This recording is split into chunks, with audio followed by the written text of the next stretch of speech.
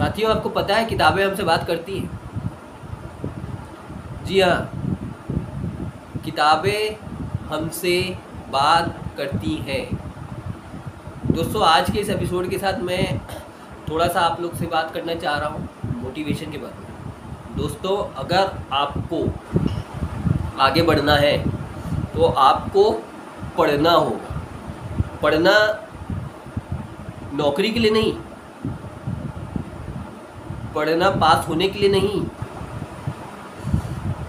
देश की साक्षरता दर बढ़ाने के लिए नहीं, एक लड़की से शादी करने के लिए नहीं, दहेज के लिए नहीं, बल्कि जानकारी के लिए, नॉलेज के लिए, जब आपको कोई उल्लू ना बना पाए। आप लोगों को बात पता है, किताबें बात करती हैं। बहुत सारे लोग शायद हंसेंगे। हाँ, किताबें बात करती है दोस्तों, किताबें बोलती हैं हमसे, लेकिन उनसे बोलती हैं जो उस विद्या के लायक हो। आप पढ़ रहे हो, दिमाग कहीं और है। आप पढ़ रहे हो, सोच कुछ और रहे हो। आप पढ़ रहे हो, उस पढ़ाई का बोझ है आपके दिमाग में, कैसे ख़त्म करूं, टेंशन है।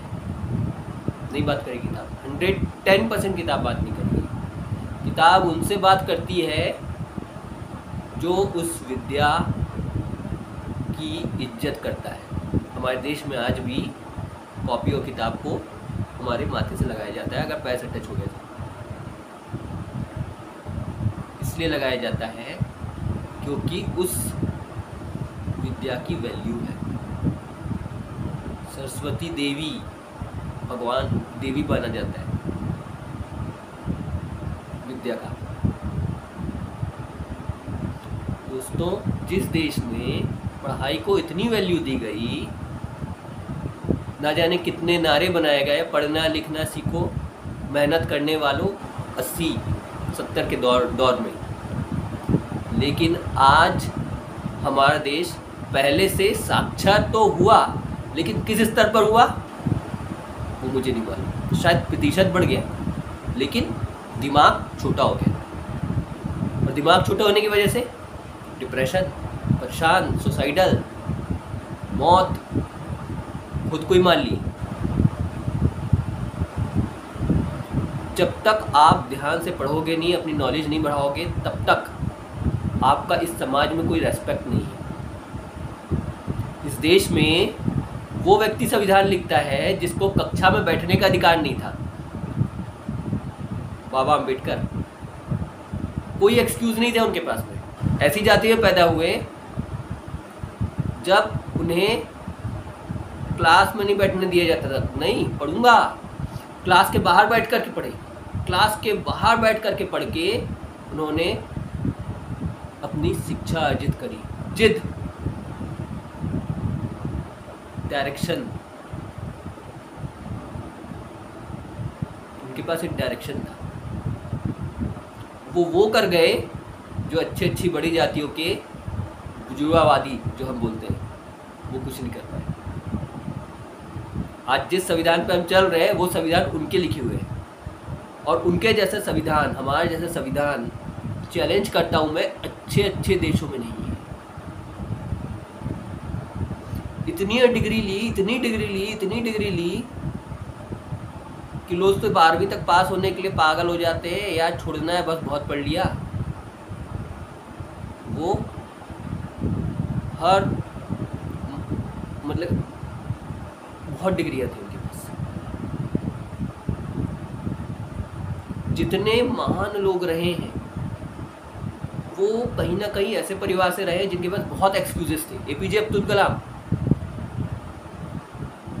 एकदम गरीब परिवार में पैदा हुए, माइनॉरिटी में परिवार, जो माइनॉरिटी रात दिन राजनीति चलती है माइनॉरिटी के नाम पर, रात दिन रोटियां सेकते हैं लोग। इस्लाम में बहुत ज़्यादा निरक्षरता है।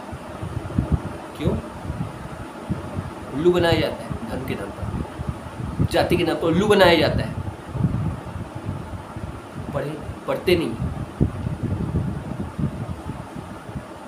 हमारे देश में इस्लाम के नाम पर, मुस्लिमों के नाम पर वो लोग लड़ रहे हैं कि उनकी बेटियां हिजाब पहन के जाएंगी उनके स्कूल में कॉलेज में। नहीं देखा आज तक, कहीं नहीं देखा हिजाब पहन करके किसी लड़की को पढ़ते हुए। लेकिन नेता लड़ रहे आपस में, इसलिए नहीं लड़ेंगे कि बेटियां पढ़ जाएं, सब रोटियां सेक रहे हैं। तो मुद्दे पर आता हूँ मैं। मुद्दा ये है कि इतने ऊंचे उठो, इतना पढ़ो कि लोग आपको सैल्यूट ठोके। हमारे देश के लिए कुछ करो, हमारे देश के लिए कुछ करो।